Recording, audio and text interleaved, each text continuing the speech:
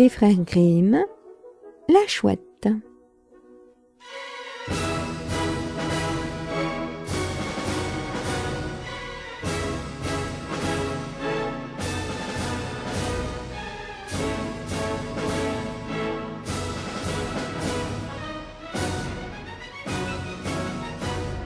Il y a environ quelques siècles, lorsque les hommes n'étaient pas encore aussi fins et aussi rusés qu'ils ne sont aujourd'hui, il arriva une singulière histoire, dans je ne sais plus quelle petite ville, fort peu familiarisée, comme on va le voir, avec les oiseaux nocturnes.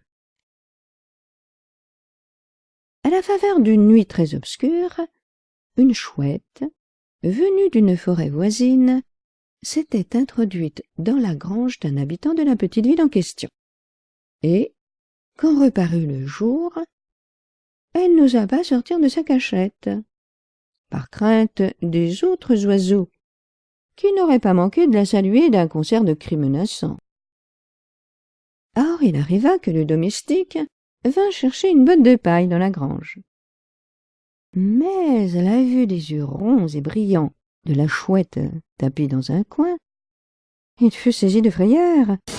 Il prit ses jambes à son cou et courut annoncer à son maître qu'un monstre, comme il n'en avait encore jamais vu, se tenait caché dans la grange, qu'il roulait dans ses orbites profondes des yeux terribles, et qu'à coup sûr, cette bête avalerait un homme sans cérémonie et sans difficulté. « Je te connais, beau masque, » lui répondit son maître. « S'il ne s'agit que de faire la chasse aux merles dans la plaine, le cœur ne te manque pas. Mais aperçois-tu un pauvre coq étendu mort contre terre? Avant de t'en approcher, tu as soin de t'armer d'un bâton. Je veux aller voir moi-même à quelle espèce de monstre nous allons avoir affaire. » Cela dit, notre homme pénétra d'un pied hardi dans la grange et se mit à regarder de tous côtés.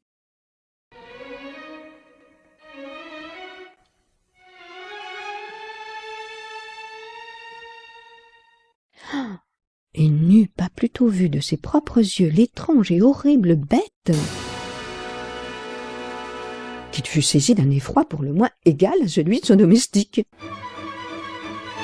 En deux bonds, il fut hors de la grange et courut prier ses voisins de vouloir bien lui prêter aide et assistance contre un monstre affreux et inconnu. « Il y va de votre propre salut, leur dit-il. Car si ce terrible animal parvient à s'évader de ma grange, c'en est fait de la ville entière. »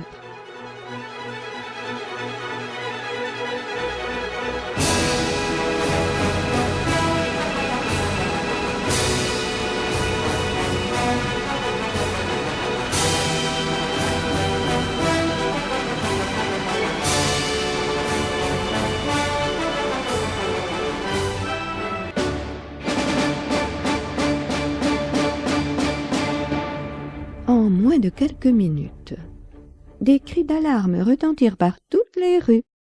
Les habitants arrivèrent, armés de pics, de fourches et de faux, comme s'il se fût agi d'une sortie contre l'ennemi. Puis enfin parurent, en grand costume et revêtus de leur écharpe, les conseillers de la commune, avec le bourgmestre en tête. Après s'être mis en rang sur la place, ils s'avancèrent militairement vers la grange, qu'ils cernèrent de tous côtés. Alors le plus courageux de la troupe sortit du cercle et se risqua à pénétrer dans la grange, la pique en avant.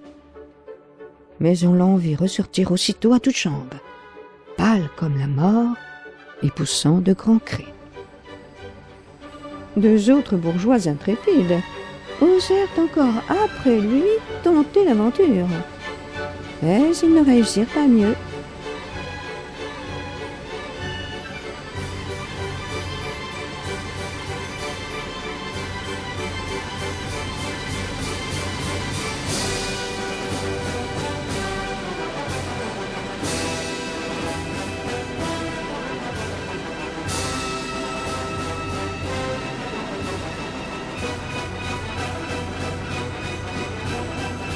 À la fin, on vit se présenter un homme d'une stature colossale et d'une force prodigieuse.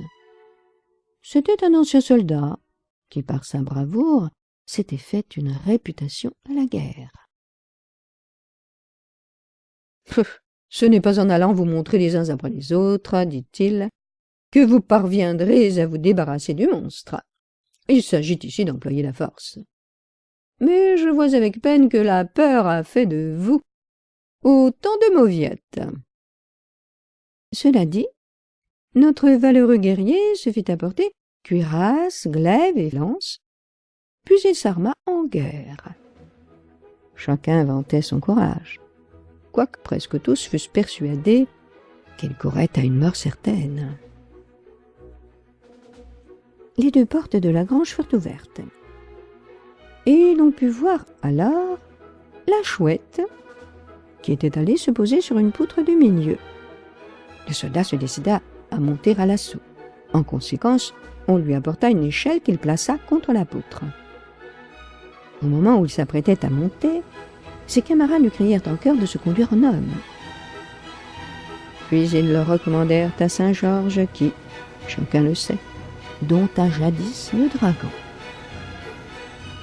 Quand il fut parvenu aux trois quarts de l'échelle, la Chouette, qui s'aperçut qu'on en voulait à sa noble personne, et que d'ailleurs les clameurs de la foule avaient effarouché, ne sachant de quel côté s'enfuir, se mit soudain à rouler de grands yeux, hérissa ses plumes, déploya ses vastes ailes, déchira son bec hideux, et poussa 3 cris sauvages d'une voix rauque et effrayante.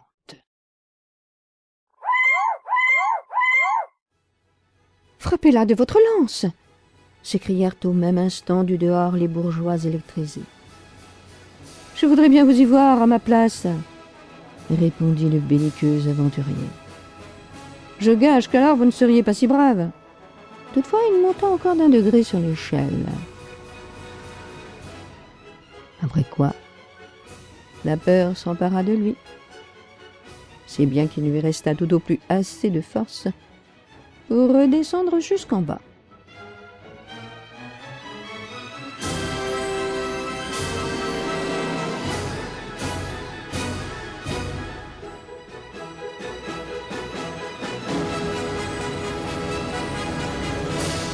Dès lors, il ne se trouva plus personne pour affronter le danger.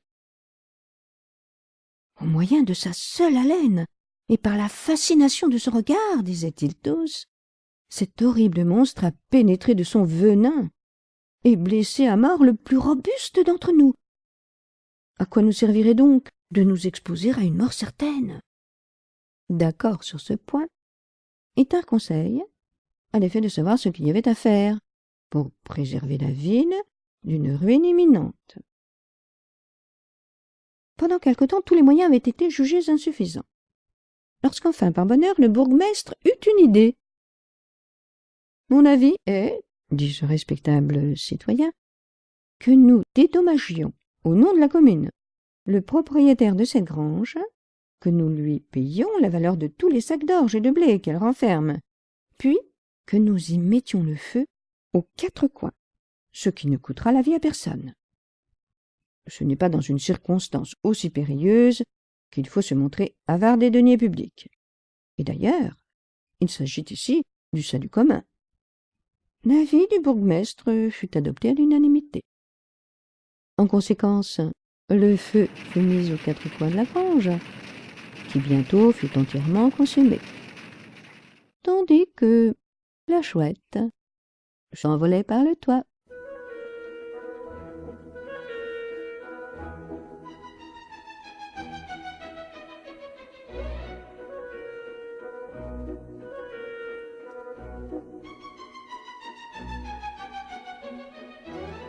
Si vous doutez de la véracité de ce récit,